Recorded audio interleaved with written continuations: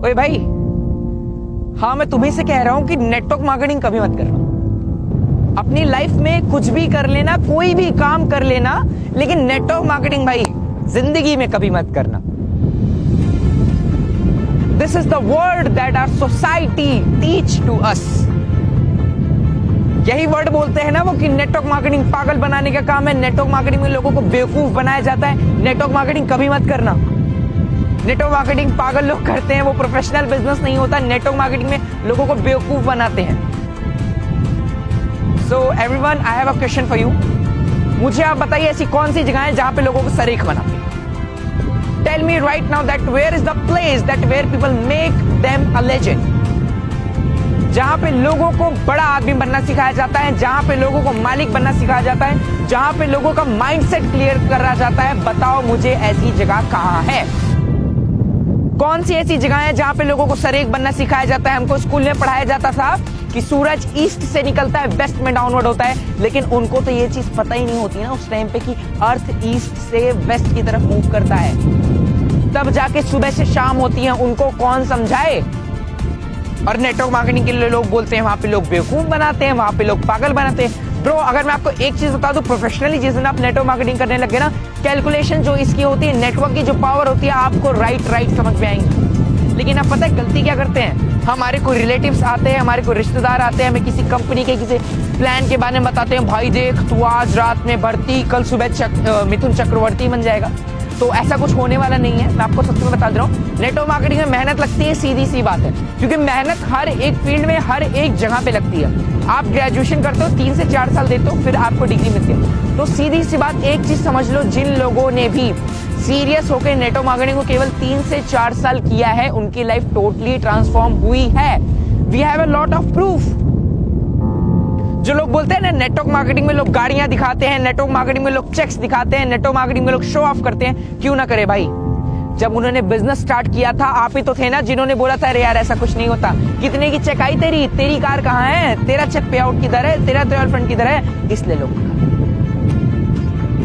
इसी सोसाइटी ने उस बंदे के ऊपर बिलीव नहीं किया होता कि कल को वो बहुत बड़ा करेगा, कल को वो खुद के ट्रायल फंड अचीव करेगा, कल को 1 लाख 1.5 लाख 2 लाख की इनकम अर्न करेगा। इसलिए लोग हमसे हमारा सवाल होता है ना बहुत सारे नेटवर्कर से कि भाई आप लोग इतना ज्यादा शो ऑफ क्यों करते हैं? Because it's important. If you are a businessman then you have to know that show off is very important in our business sector. क्योंकि जब तक मार्केट को पता ही नहीं चलेगा कि आपके पास क्या क्या चीजें हैं, लोग आपके पास आएंगे क्यों? उनके पास कोई कारण तो होना चाहिए आपके पास आने के लिए। थिएटर आप सब लोग गए होंगे, सिनेमा पे देखा है ना, बाहर बैनर लगा रहता है, वो शो ऑफ नहीं है।